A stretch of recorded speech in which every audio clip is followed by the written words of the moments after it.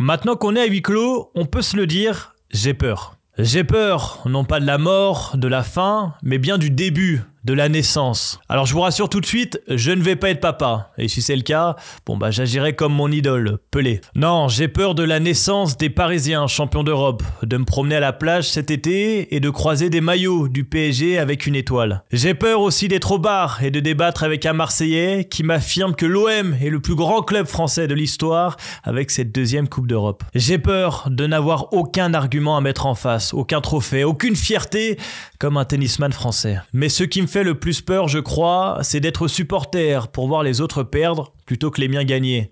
D'être celui qui célèbre les échecs en étant le bouffon du jeu, le pion au fond de la boîte.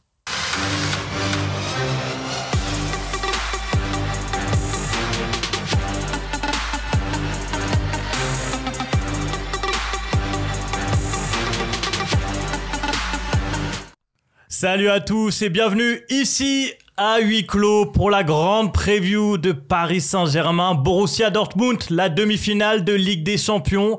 Pour beaucoup, c'est un boulevard, voire une autoroute. Alors pour en parler, il fallait un mec qui connaisse les voitures. C'est pour ça que je suis allé chercher mon Manu Moine. Comment ça va, Manu? Toujours là? Salut les gars, ravi d'être avec vous. Je voulais juste profiter de ce début d'émission pour vous dire une chose. Déjà, vous êtes talentueux et je vous adore.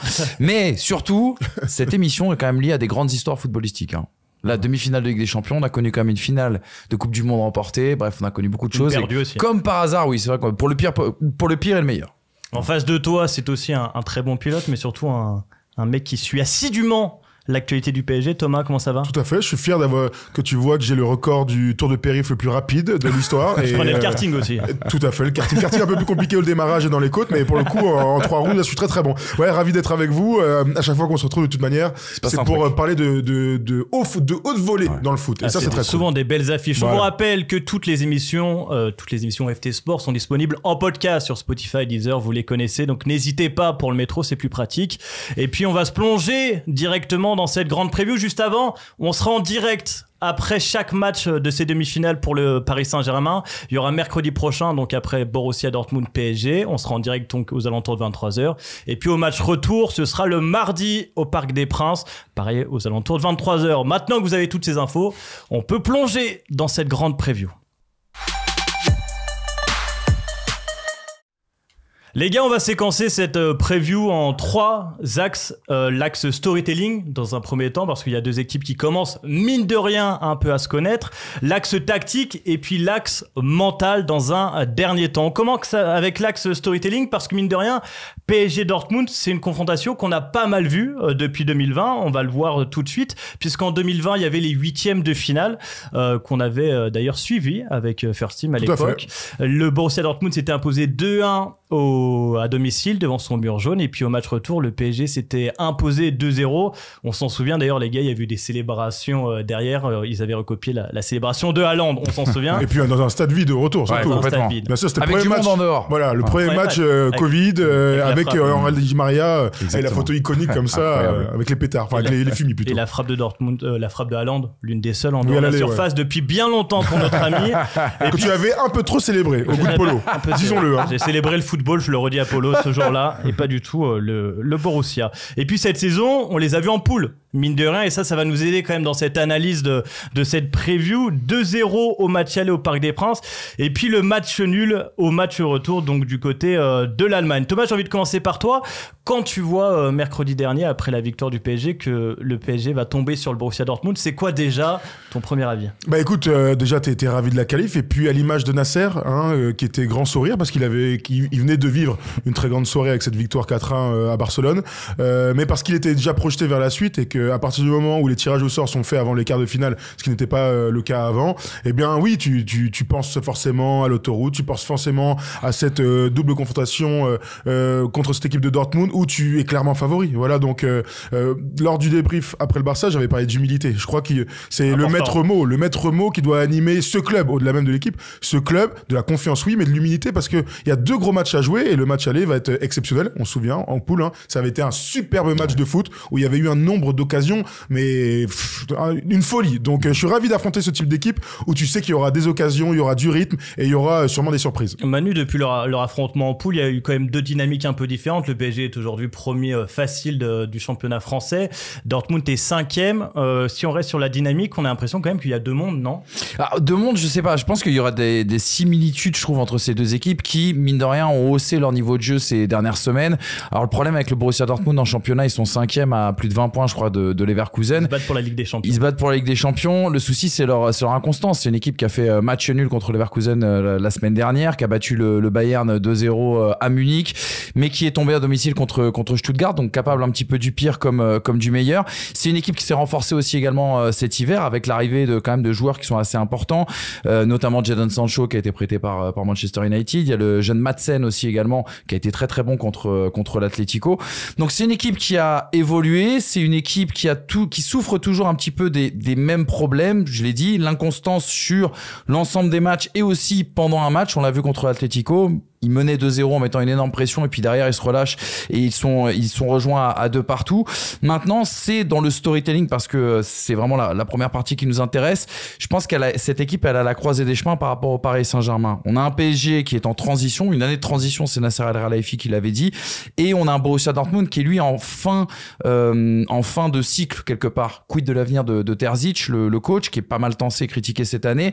Une équipe traumatisée par la fin de scénario de saison de Bundesliga l'année dernière et une équipe, on y reviendra, où on dit que beaucoup de cadres en tout cas risquent de partir à la fin de cette saison. Les gars, pour finir sur ce côté storytelling, on voulait en parler, mais est-ce que pour vous il y a une rivalité entre ces deux équipes ou c'est trop tôt? Ça fait 4 confrontations depuis 2020, ils s'étaient affrontés en Ligue Europa peu avant. Il y a une rivalité vraiment? Les effectifs ont trop changé, on pourrait dire ça. Maintenant, pour un supporter du Borussia Dortmund, comme pour un supporter du Paris Saint-Germain, tu n'oublies pas ce qui s'est passé ces dernières années. On n'oublie pas notamment que pour Paris, ce match retour de 2020 au tout début de la fameuse période Covid, ça a été quand même un game changer, je pense, dans nos têtes en tant que supporters, pas forcément dans les têtes des joueurs. Le fait de voir Paris perdre et être dominé sur un premier match et d'inverser la vapeur sur un match retour, à l'époque, je sais pas si tu te rappelles, moi, on n'était pas vraiment habitué à tout ça. Ouais, clairement, je parlerai pas de rivalité parce que c'est vrai que d'un point de vue de l'Europe, tu penses surtout au Barça, au Real, voire au Bayern Munich et aussi à City. C'est les équipes que le PSG a souvent rencontrées et souvent perdues contre ce grand club d'Europe. Il n'empêche que quand je vois le dernier match des poules qui a vu le PSG aller se qualifier, on se souvient, partout, le PSG est éliminé en étant mené 1-0, absolument. Donc c'était déjà un match qu'il fallait jouer à 100%. Je dirais pas qu'il y a une rivalité, mais il y a clairement un antécédent à très court terme. Les deux clubs sont pas forcément rivaux dans leurs histoires, je crois pas en tout cas. Mais par contre, ces deux équipes ont absolument tout à prouver dans ce bras de fer qui les attend sur une semaine. Donc peut-être pas une rivalité, mais en tout cas, il y a tout à prouver d'une équipe ou de l'autre. On est d'accord juste sur une chose, c'est que sur le match aller-retour des poules qui était un autre contexte, on avait assisté d'ailleurs à deux matchs très différents. On est d'accord que Paris avait quand même dominé son sujet pour moi sur les deux matchs. Ouais, même au retour. Voilà, même au retour. Même partout, il y a énormément d'occasions, exactement, il manque d'efficacité du Mais on a raison de rappeler, on l'avait déjà dit pour la preview face au Barça, c'est deux équipes qui viennent du groupe de la mort, deux équipes qu'on ne voyait pas forcément aller au bout, deux équipes qui sont dans le dernier carré, donc bravo. On va rentrer quand même dans l'aspect tactique, l'aspect qui nous intéresse le plus. On va commencer par le PSG qui est en pleine bourre depuis le match face au Barça. Ils ont gagné 3 matchs, 3 fois 4-1 face au Barça. Face à qui d'autre? Face à Lorient et celui d'avant c'était face à l'Olympique Lyonnais. C'était en prévision de la finale de Coupe de France, oui, bien sûr. En prévision, c'était une belle répétition. Belle entame, les Lyonnais. Bravo les gars. La défense est prête.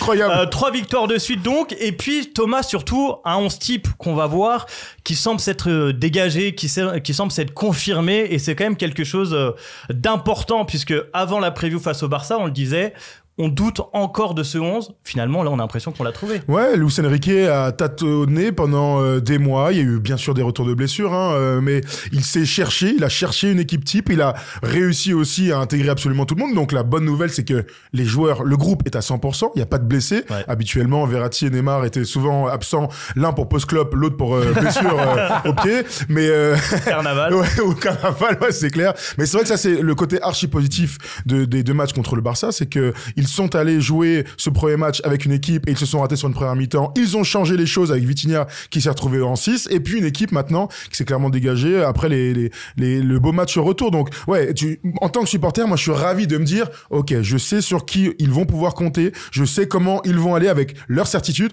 quelques défauts évidemment dans cette équipe, mais c'est déjà la première chose intéressante de cette longue saison pour le PSG. Luis Enrique a trouvé un 11. Manu, quand tu vois ce 11, est-ce que tu penses que Luis Enrique, tout Luis Enrique qu'il est, peut faire une petite dinguerie avant la demi-finale, une petite surprise? Il y a juste un petit doute que j'ai en tête. On sait que Ramos a pas mal joué sur les derniers matchs. On sait aussi que le Borussia Dortmund devrait évoluer en 4-2-3-1. Est-ce qu'il peut pas être tenté justement de proposer un 4-2-3-1 avec Ramos, on va dire, en pointe, peut-être Dembélé dans une situation axiale, un peu plus numéro 10, et sur les côtés, Barcola et Kylian Mbappé. Le souci, c'est qu'on a vu un Barcola très très fort à gauche, notamment contre l'Olympique Lyonnais. Donc normalement, tu dois aller essayer de l'installer justement dans ce couloir. Ouais, et puis la bataille du milieu va être hyper importante, bien Clairement. sûr, c'est toujours ça. Donc imaginez sortir que ce soit Fabien Ruiz, enfin on imagine Fabien Ruiz parce que clairement, Warren Zaïre-Emery et Vitinha sont titulaires sans aucun doute. Même si je suis pas le plus grand fan de Fabien Ruiz, au vu de ses performances, du sérieux En Ligue des Champions. en Ligue des Champions, ce serait quand même dommage de repartir avec 3 attaquants, surtout à l'extérieur sur un match aller. Complètement. Ce serait la T'as folie. raison, t'as raison. Ce qui est sûr, quand on voit ce 11, c'est que finalement, il y a 3 joueurs qui ressortent sur ces dernières semaines. 3 joueurs, c'est Kylian Mbappé, Ousmane Dembélé et Vitinha. Vous voulez commencer par qui, les gars? Ousmane peut-être. Ouais, si tu veux, si tu veux, ouais. Tu parlais de facteur X. Tom, Ouais. avant les quarts de finale. Ça n'en est plus du tout. Hein.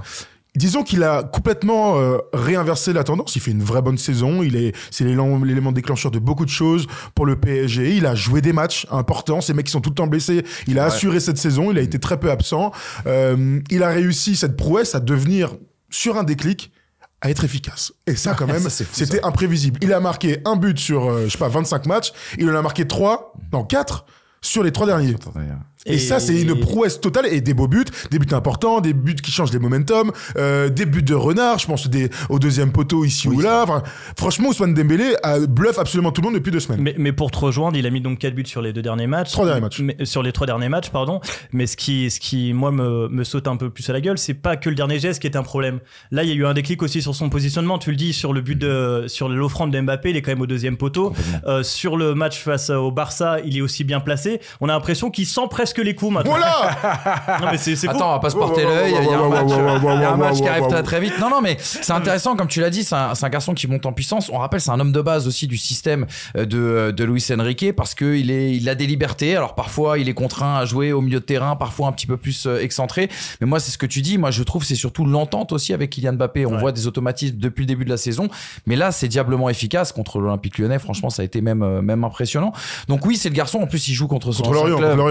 Oui, pardon. Lyon, il y avait. Oui, t'as raison. Oui, Mbappé jouait pas, il était pas ouais. titulaire. Donc oui, en effet, tu vois, il joue contre son ancien club. On sait qu'apparemment, ça a l'air de lui. Ça peut lui réussir. Ça peut Il lui a déjà sa réussir en tout cas. célébration, Il a déjà, voilà, c'est ça qui est prévu. Il est parti en moins. Ouais, a priori, c'est exactement quand même, ça. Et moins de cris racistes aussi en Allemagne. On espère. a priori. Voilà, on espère, ça serait mieux en effet.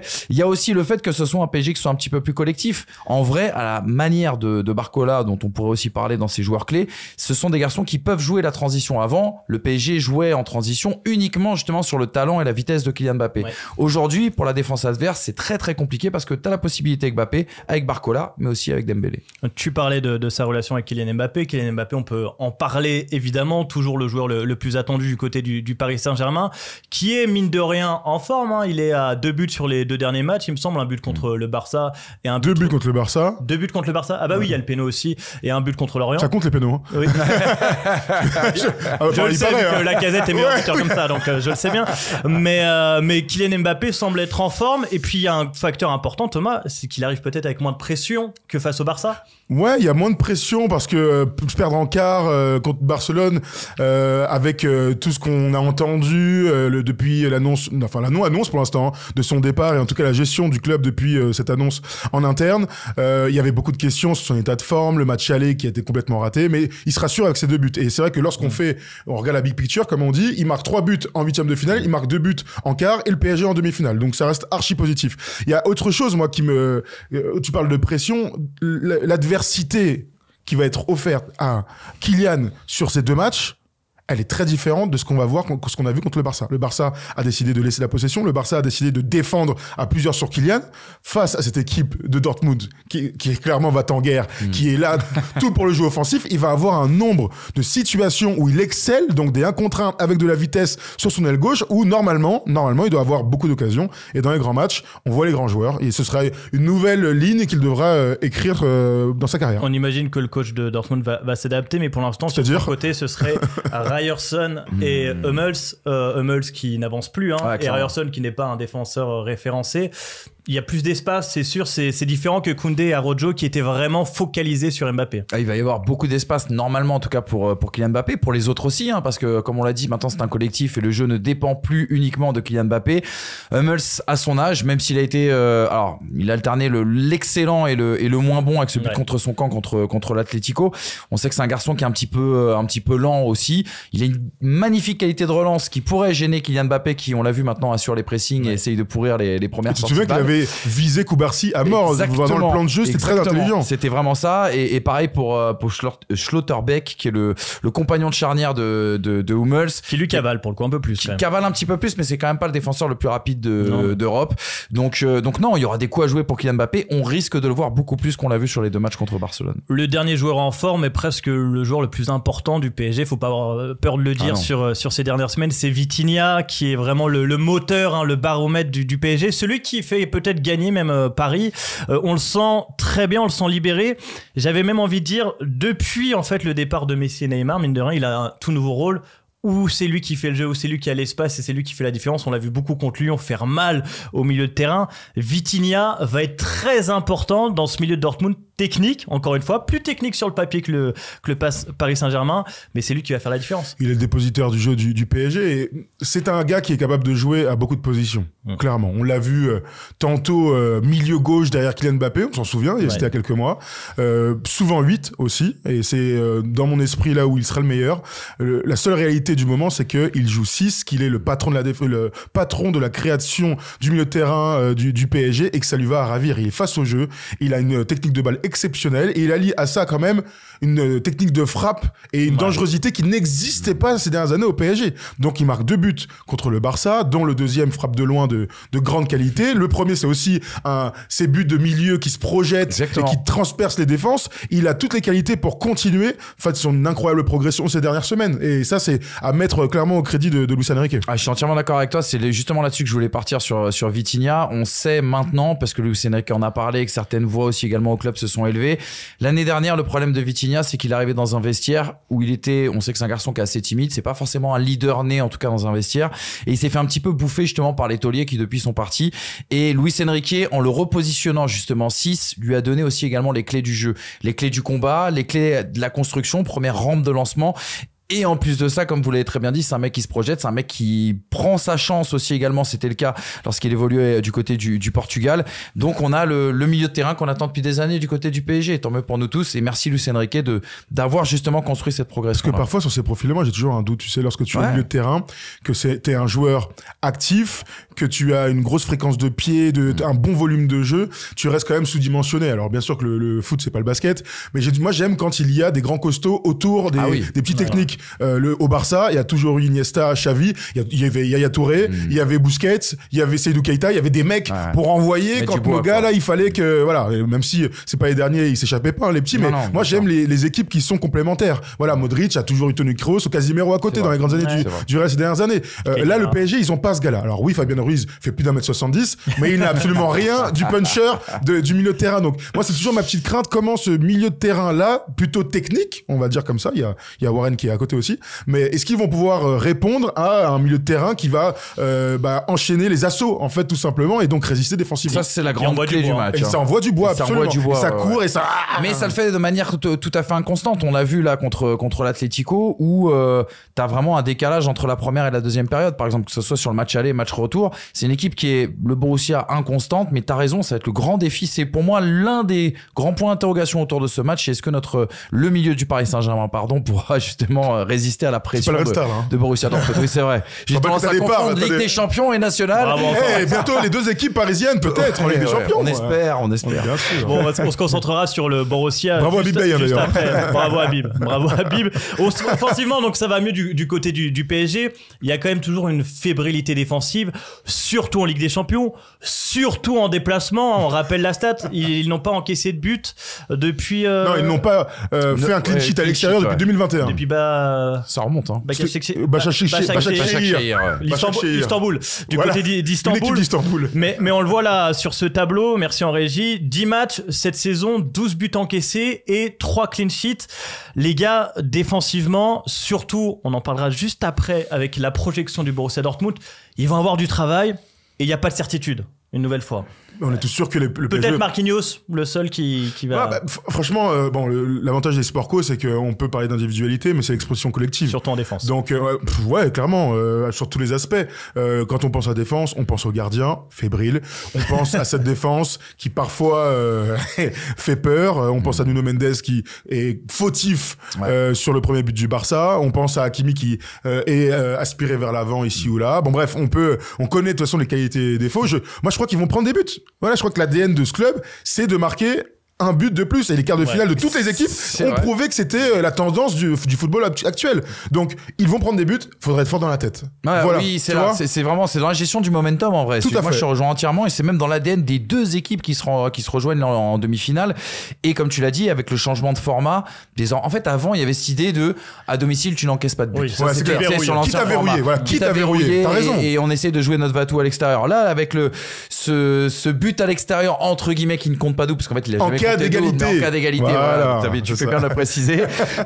Voilà, ça a complètement changé la physionomie de ces matchs et Dortmund, enfin voilà, on va pas présenter, mais la Bundesliga, c'est quand même le leitmotiv, c'est marquer un but de plus que l'adversaire. C'est pour ça d'ailleurs que les équipes encaissent autant et marquent autant dans ce championnat. Et Dortmund est vraiment dans cet esprit-là. Cette stat me fait pas tant peur que ça, parce que si tu prends la stat de Dortmund, je pense qu'elle est pire quelque part. Voilà. Non, elle est pire. Mais t'as raison, on va parler un peu de Dortmund. On va quand même se concentrer sur leur composition. On va mettre celle qu'ils avaient utilisée lors de l'Atlético, que Terzic avait mis en place, avec Kobel derrière, la charnière Hummels-Schlotterbeck, Ryerson et Madsen sur les côtés. Madsen, on va en parler juste après, très bon en arrière-gauche. Sabitzer, Emre Can, Julian Brandt en 10 aussi, là il va avoir du travail. Et puis sur les côtés, Adeyemi, Sancho. Et devant le grand Füllkrug qui a mis le but, cette tête bravo, décroisée. T'allais au bout du 11 sans faire de faute, bravo. Pas cadeau. On leur demandera quand même. On demandera à Jean-Charles Sabatier parce que pas sûr que j'ai mis l'accent qu'il fallait. Que fait Jean-Charles? On va l'appeler d'ailleurs. Mais il a mis une tête exceptionnelle, Füllkrug. Tête décroisée. Ça faisait longtemps qu'il n'avait pas marqué. Très, très tensé par les supporters, notamment avant ce but contre l'Atlético, parce qu'il était dans une période un peu compliquée. Il n'a pas marqué depuis 97 et la victoire avec des champions. Manu, on va revoir la compo. Pour toi, quand tu vois la compo du Borussia Dortmund, quelle est la ligne qui t'inquiète le plus pour le PSG? Ça peut être aussi côté droit ou côté gauche, ou alors ligne milieu. Alors je vais dire, on va couper cette équipe en deux et on va prendre les 5 joueurs qui sont devant: Füllkrug, Sancho, Adeyemi, Emre Can, Sabitzer et Brandt, parce que justement c'est une équipe qui se projette beaucoup. On l'a vu contre l'Atlético, lorsqu'ils tiennent le ballon, qu'ils sont installés dans la moitié de terrain adverse, ils peuvent se retrouver dans des situations à 4, 5, j'ai voire 6 joueurs. Désolé en régie, je vous mets un peu dans le feu, mais j'ai fait 2 screens du match face à l'Atlético pour qu'on voit un peu la projection et comme ça tu vas pouvoir t'appuyer dessus. Exactement. Alors regarde, on voit tout à fait la projection justement des joueurs du Borussia Dortmund, avec quand même Brandt qui est un joueur extraordinaire, peut-être un des joueurs les plus sous-cotés aujourd'hui en Europe quand on voit justement ce qu'il arrive à apporter. Adeyemi qui va à 200 à l'heure, Emre Can qui a quand même un sacré pied, qui adore se projeter. Qu'est-ce qu'on a d'autre? Sabitzer qui a été extraordinaire contre l'Atlético, sans doute l'un des meilleurs joueurs sur le match. Et puis Sancho, mine de rien, il a changé le visage offensif de cette équipe en arrivant auprès de Manchester. Et puis sur le but, si on peut voir aussi sur le but, parce que ça exactement, regarde la présence dans la surface de réparation. Voilà, ça c'est très important. Voilà, c'est très important et c'est là que le Paris Saint-Germain justement va devoir être très très très concentré et justement essayer de rivaliser aussi également dans le rapport de force, parce que ça c'est l'atout de cette équipe du Borussia Dortmund. Mais à l'inverse, on pourrait dire que cette équipe est complètement coupée en deux justement sur les transitions, et c'est pour ça que Paris aura des espaces. Thomas, c'est très différent du match face au Barça. Au Barça, il y avait Lewandowski toujours en point d'appui, il y avait Rafinha qui il rentrait parfois, Lamine Yamal, on n'a jamais vu autant de joueurs dans la surface. Ouais, absolument, c'est le bras de fer qui est très très différent de celui du Barça ou de celui qui aurait pu être l'Atlético Madrid. Lorsque tout le monde a vu Dortmund passer, la première chose c'est il y aura du spectacle, il y aura des buts, il va y avoir du rythme, etc., etc. Là où l'Atlético Madrid va jouer dur, va être recroquevillé. Et je donne énormément de crédit à cette équipe de Dortmund d'avoir fait ce match-là en arrivant à domicile. T'es perdant 2-1 et éliminé, tu mènes 2-0, t'es rattrapé, normalement tu t'effondres. Contre une équipe quand l'Atlético, tu t'effondres, il y a 2-2, et puis tu te bouffes les couilles. Mais non, c'est pas ce genre d'équipe, c'est une équipe qui va absolument rien lâcher pendant les 180 minutes. C'est une équipe qui va continuer à attaquer, à mettre des coups de boutoir comme ça sur la tête du PSG. La grande question moi que je me pose, c'est si cette équipe négocie mal son match aller. Voilà, c'est la vraie question. À domicile, le mur jaune, l'ambiance qui va être exceptionnelle, les deux matchs qu'on a vécu fin 2023, si cette équipe est pas capable de mettre 2, 3, 4 buts au match aller, franchement au retour, normalement t'es pépouze. On se comprend bien sûr. Il y a la possibilité de le faire en tout cas. On rappelle que Terzic, le coach du Borussia Dortmund, n'a jamais perdu en Ligue des Champions depuis 97 le titre en Ligue des Champions. sauf une fois en 2021 contre Manchester City. Donc c'est te dire quand même le défi qui va être celui du Paris Saint-Germain bien dans le cadre de ce match. Juste dans ce qu'on dit, en effet, je dis cette présence, ce qui aurait pu être marrant, c'est de mettre justement la photo de la présence dans la surface de réparation justement dans leur propre camp sur les 2 buts de l'Atlético Madrid. Ce qui est dingue, c'est que t'as autant de joueurs dans leur propre surface, mais par contre complètement passifs et complètement dominés dans les duels. Donc c'est vraiment une équipe qui a 2 visages. Et comment ils vont faire Paris? Il faut que tout le monde défende, d'accord. Il faut que Dembélé fasse les efforts pour protéger Hakimi. Barcola va le faire, et c'est aussi pour ça qu'il va jouer. Il a ça en lui et il est au service du collectif. Mbappé va faire ses petits trucs un petit peu loin, mais au bout d'un moment on va pas lui demander de défendre dans sa surface. Il y a vraiment cette idée que sur les ailes, il va falloir défendre à plusieurs. Celui que t'as pas cité qui m'inquiète le plus, c'est Nuno Mendes, qui était quand même en galère face au Barça, et là sur la projection, il y a moyen qu'il se fasse prendre 2-3 fois. Après il est en galère parce que c'est des 1 contre 1 joués, que le PSG est très haut, alors que là il y aura des séquences où Paris va défendre. Et puis la vérité, c'est que tu l'as très bien dit, Barcola et Dembélé font les efforts défensifs que ne faisaient pas par exemple Neymar et Messi l'année dernière, donc ça c'est important. Il y a quand même une chose, moi Paris m'a impressionné contre l'Olympique Lyonnais sur l'aspect contre pressing. Pardon, attends, c'est quoi la phrase? Paris m'a impressionné contre l'OL. Tu joueras à la demi-finale aussi. Juges avec l'équipe mais tu peux au moins dans l'attitude. Rappelle-toi que l'année dernière Paris se fait taper par l'OL et qu'il y avait absolument aucune course. Voilà, en plus par un but de Barcola, il y avait aucune course, il y avait aucun pressing, il se passait rien. Là 2-0 au bout de quoi, 15-20 minutes, tu vois un Paris Saint-Germain. Ouais, au bout de 11 minutes que je crois, un truc comme ça. Voilà, c'est exactement ça. Mais t'as un Paris Saint-Germain qui continue à être très très haut, à empêcher justement à presser les Lyonnais, on va dire, dans leurs 25 derniers mètres. Et c'est exactement l'attitude qu'on a envie de voir au match aller. J'ai fait un tableau pour montrer pourquoi un peu se méfier de ce Borussia Dortmund. Le premier point, c'était la projection. Ça tombe bien, on vient d'en parler. Le deuxième point, les gars, c'est les momentum. Parce que c'est une équipe, le Borussia Dortmund de momentum. J'ai noté les stats face à l'Atlético. Ils mettent 2 buts en 5 minutes pour mener 2-0. Ils prennent derrière 2 buts en 15 minutes. Là, c'est l'Atlético qui se qualifie. Et derrière, 2 buts, ils inscrivent en 3 minutes. Et il reste 20 minutes dans le match. C'est des momentum très hauts, mais aussi très bas. Et ça, va falloir les gérer pour le PSG. Ouais, c'est exactement ça. C'est que on va sans doute, les supporters du Paris Saint-Germain vont sans doute trembler pendant les 180 minutes et la double confrontation, parce que c'est une équipe qui a, je te disais, qui a vraiment 2 visages. Le match aller, c'est fou. Tu te dis, mais comment ils peuvent perdre ce match 2-1 contre l'Atlético alors qu'ils ont eu des moments qui sont tellement forts mais qui n'ont pas réussi à convertir. Et pareil sur le match retour, si tu te souviens bien, Morata, il en a une belle au bout de 5 minutes. C'est la deuxième minute du match. Alors c'est un coup comme si c'était à 98e. Exactement, c'est complètement incroyable. Il a fait un piqué, il y a quelqu'un qui s'est claqué derrière. Oh Morata, Alvaro toute sa vie de toute façon. C'est une dinguerie. Derrière, ils en mettent 2. Derrière, ils se relâchent complètement, plus aucun duel, plus du tout concentrés sur le match, ils en reprennent 2 comme tu l'as dit. Enfin bref, je vais pas redérouler le scénario que tu viens de nous dérouler. C'est une équipe qui a des trous d'air hallucinant, aberrant, et c'est une équipe peut-être un petit peu traumatisée quand même par le scénario de la dernière journée en Bundesliga où ils ont perdu le titre contre le Bayern de Munich. Tu le disais Thomas, on le verra d'ailleurs en code tout à l'heure, ça peut être une orgie offensive du côté du Paris Saint-Germain parce que c'est une défense, on parlait de celle friable du Paris Saint-Germain, c'est pareil de l'autre côté. Ouais, et bon, bien sûr il y a Hummels là-dedans, tu vois, tu peux te poser la question de laquelle des 2 équipes est la plus expérimentée, la plus mature. C'est une vraie question et elle est pas forcément simple. Il n'empêche que ils savent, ils connaissent leurs certitudes, enfin leurs certitudes sont sur leur qualité mais aussi sur leurs défauts. défaut. Et moi, j'aime ces équipes qui disent, bon, bah, de toute manière, on va attaquer, on va marquer des buts, on va peut-être en prendre, mais par contre, on va être fort dans la tête, parce que c'est la seule manière dont on va pouvoir gagner. Et on a déjà passé 2 tours en jouant comme ça, donc ils vont pas changer leur ADN. Clairement. Et c'est quand même un bras de fer, moi, qui me fait kiffer. Et tu vois, cette espèce de foot champagne au plus haut niveau possible européen, on n'avait pas l'habitude de ça dans les années où on a grandi, les années 2000, où c'était plus strict, il y avait moins de buts et moins de spectacles. Ça courait moins.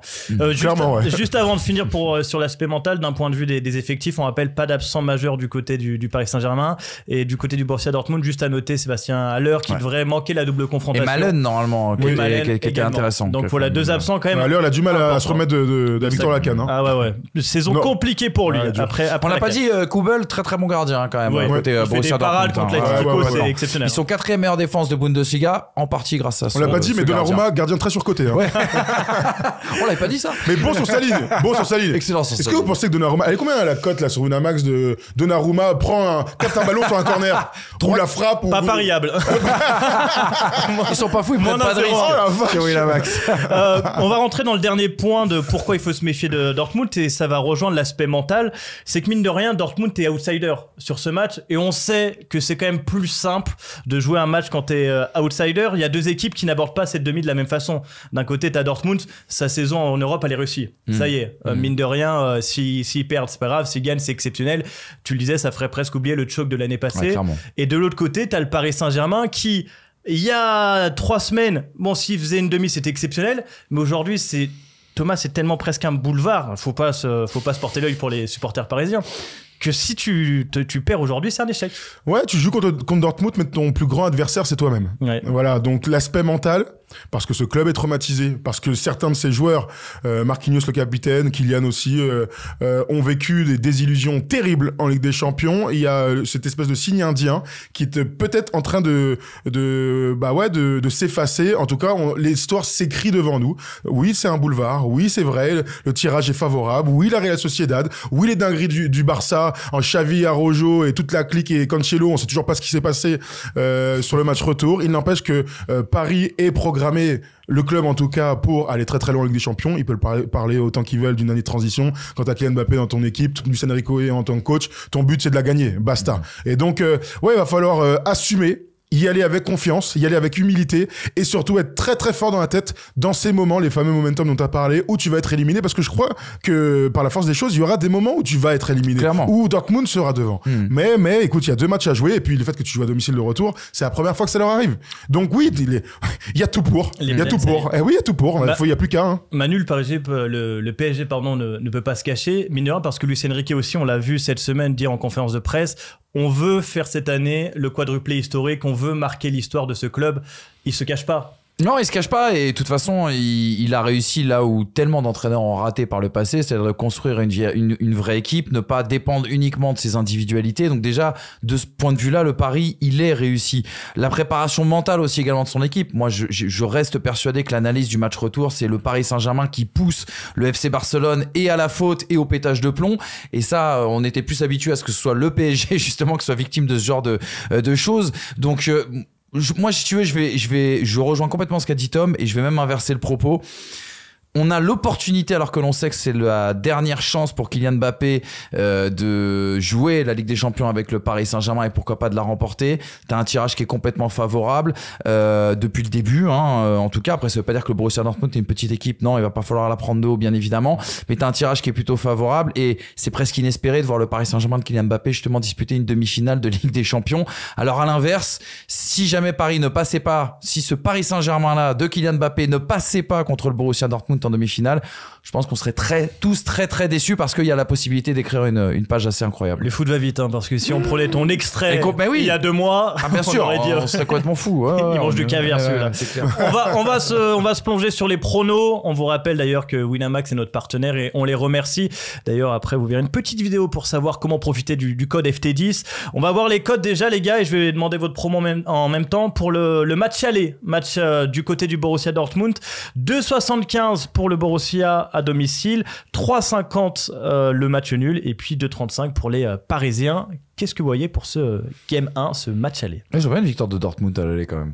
Malgré tout ce que j'ai pu dire. Pas choquant. Pas choquant. Mais une qualification du Paris Saint-Germain à l'arrivée. Tu vois, je suis allé regarder tout à l'heure les cotes. Je me disais, est-ce que je pouvais pas faire un double chance entre match nul ou PSG? Ah ouais, pas parce mal. que vous savez que il est hors de question que je mette parier, 1 euro contre cette équipe. Je serais pas non C'est pour ça que t'as perdu beaucoup de sous ces dernières années. Et c'est pour ça que j'en ai gagné aussi il n'y a pas si longtemps. Vous savez que j'ai fait un gros coup grâce à Kylian, PSG gagnant et tout ça. J'ai gagné 400 balles. Je suis ravi. Ça m'a permis de m'acheter des billets d'avion pour aller en vacances. Eh ben, t'as Et bien c'est la fait. première fois que je vais en vacances depuis 97 et la victoire de la Ligue des Champions de Dortmund.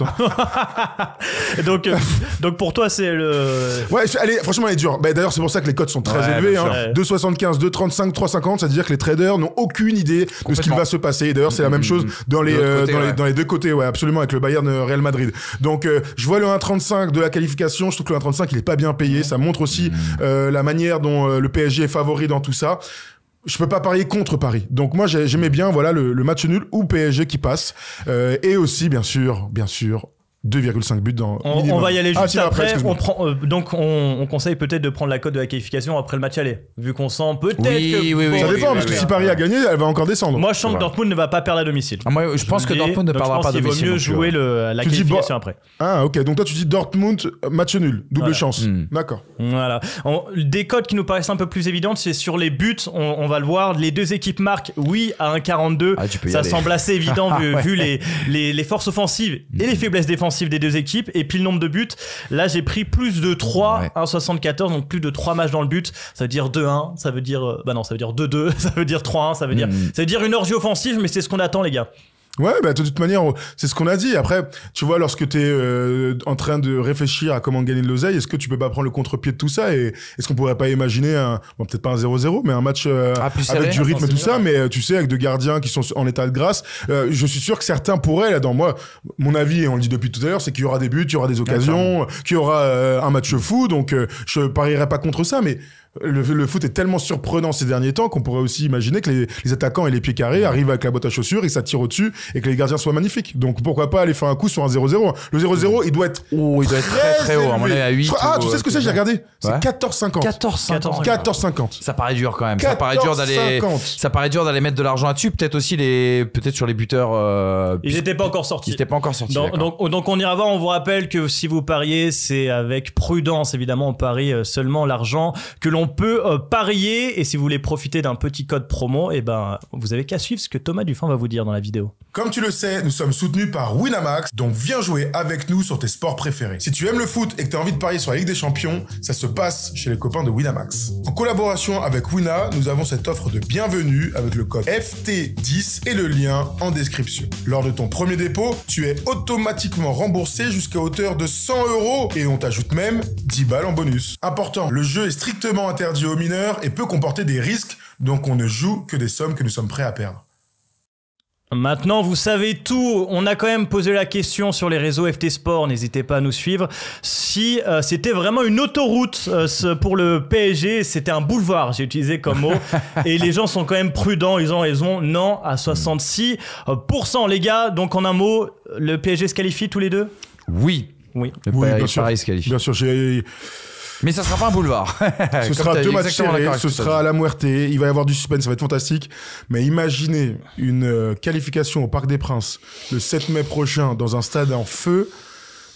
Tout le monde en rêve. On rappelle que c'est la première fois que Paris a une chance de se qualifier pour la finale avec des gens dans le stade. C'est la première fois qu'ils vont jouer une demi-finale, à part les années 90 bien sûr, mais sous QSI avec des gens dans le stade. Donc j'ai vu le prix des places. Malheureusement, je suis au Sénégal, j'étais à 2 doigts de faire une dinguerie. J'étais à 2 doigts de remettre ce que j'ai gagné grâce à la performance minable du Barça, les 400 balles dans une place pour être tout en haut derrière les buts. J'ai failli le faire, mais malheureusement, je suis en voyage scolaire. Bon. Ouais.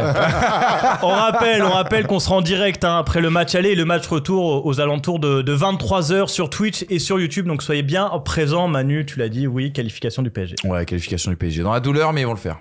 Ils vont le faire et ils affronteront donc en finale, s'ils passent, oulala, je vais trop vite, soit le Real Madrid, soit le Bayern Munich. On vous rappelle que c'est l'autre affiche de la demi-finale. On se quitte avec un petit jeu.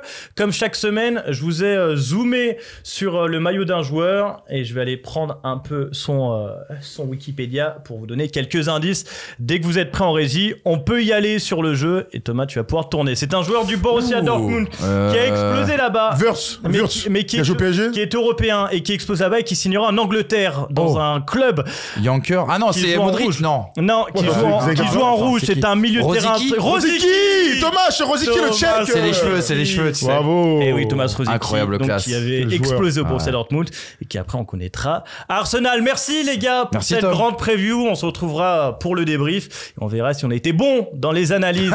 En tout cas, on vous donne rendez-vous mercredi 23h pour le débrief en direct. Ciao.